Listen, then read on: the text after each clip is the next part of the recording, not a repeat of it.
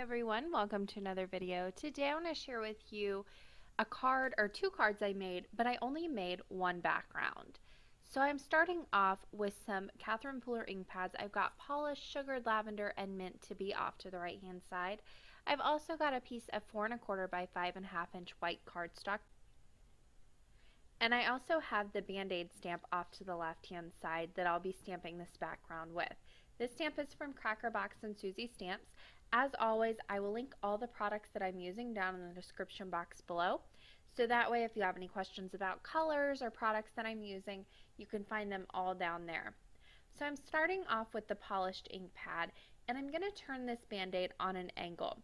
Now I am eyeballing this background. If you want to be super particular and really make sure that this is nice and straight, you can draw in lines with a ruler and a pencil, or you can use your MISTI and Creative Corners.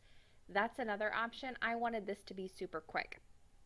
So I started off, stamped a whole row on an angle with the polished ink.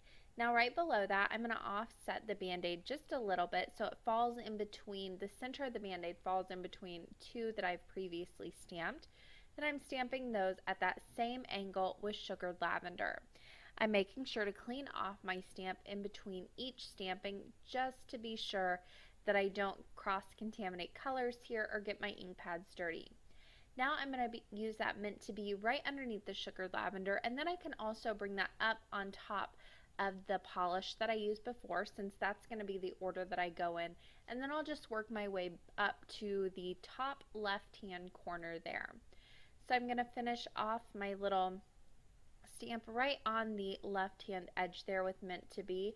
You want to make sure that you stamp even those little pieces that are going to be just the slightest bit on the paper, but it's what makes it look like real pattern paper that you've stamped.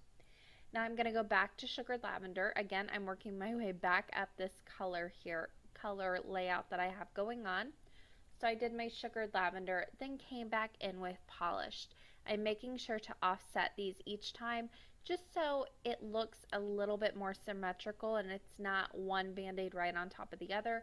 Offsetting them helps fill in a lot of that white space. I'm back to mint to be, so I'll stamp a few of those right on top of the polish, making sure to leave a little bit of a gap there, and again filling in all those spaces. Finally, I'm coming back into sugared lavender right on top of those. This is not going to be much stamping at all. And then I'll come back in with polished right on top of that with the tiniest bit. Now you can see I had a piece of computer paper underneath my stamping. That's just going to catch all that extra ink so you have a little bit less smearing. It's just something I like to do to cut down on that smearing. There's a look at that background, and I'm going to cut it in half right in between two of the layers of Band-Aids. Now you can do this however you want to. You can make one a little bit smaller, one a little bit larger. Mine just happened to be about the same size with the way I did this. So I cut those right in half, and then I'm going to also cut some craft cardstock to go behind that. Now these weren't exactly the same size, they were the same width, so I could cut down my craft cardstock to 4¼ but then to make sure that I got them right at the right matting size, what I did was I just took each one of the little panels, laid it right on top of the craft cardstock, and then I just eyeballed it with my paper trimmer. This is also going to make sure that I get the right angle on the craft cardstock. Because I didn't measure out the angle, it just helped me to get it exactly perfect, the right mat on both pieces. Now I wanted to add a little bit something extra to those craft pieces, so I grabbed a die that just does a little bit of stitching. This is from Lawn Fawn. Again, these will be linked down in the description box. This comes in a set of 4, and it has different stitches that you get with it. It doesn't really do any cutting, it just does stitch marks.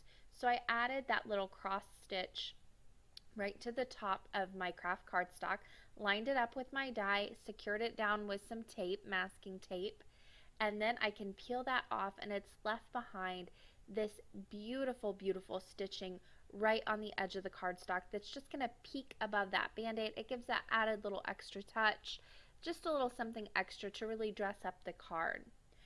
There's a closer look at the stitching and the Band-Aids put together, but first, before I go and put those together, I do need to do a little bit of sentiment stamping. Now, Crackerbox and Suzy stamps are kind of known for their snarkier stamps, which I love and think they're so cute. So I grabbed this um, stamp from my little stash of Crackerbox and Suzy stamps.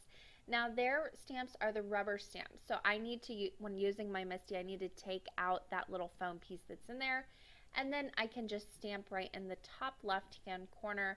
I'm using icing on the cake ink from Catherine Pooler, and this stamp says, I've had quite enough of your BS, and then in parentheses below that it says being sick, which I think is so funny and so cute. So I stamped those on both of the cards very quickly. Again, did a double stamping, and I used the Catherine Pooler icing on the cake ink. Now I'm going to go ahead and start putting the outside of these cards together, which is super simple and easy.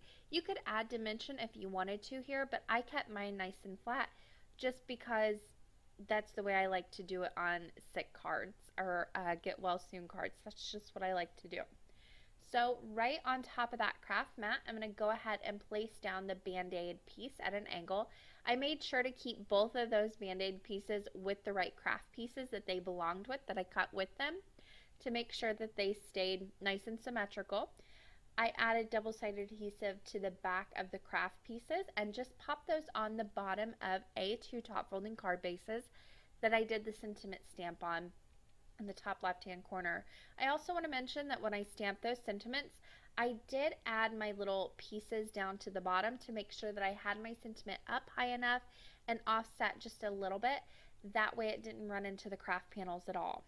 Now the outside of the cards were done, but I wanted to go ahead and stamp on the inside, so I grabbed a Get Well Soon stamp, also from Crackerbox and Suzy Stamps, and I grabbed the same icing on the cake ink that I used on the outside to stamp the sentiment. I stamped Get Well Soon on both of those cards on the inside, and then right underneath both of those, I'm going to stamp that Band-Aid. One I'm going to stamp in the polished ink, and then you could do the other one, and you could do both of these in the same color, or you could switch it up, do whatever color combination you wanted to. I did polished on that first one, and then I just went in with some Meant to Be. So I've got kind of a more female one on the right and a more male one on the left there. So it kind of goes, I have two cards that I can send to two different people, but I just made that one background. That is going to do it for me today. You're going to see links on the left side of your screen you can click on. You can also subscribe to my channel over there if you haven't already. If you enjoyed this video, you can give it a thumbs up down below. I want to thank you guys for watching, and happy crafting.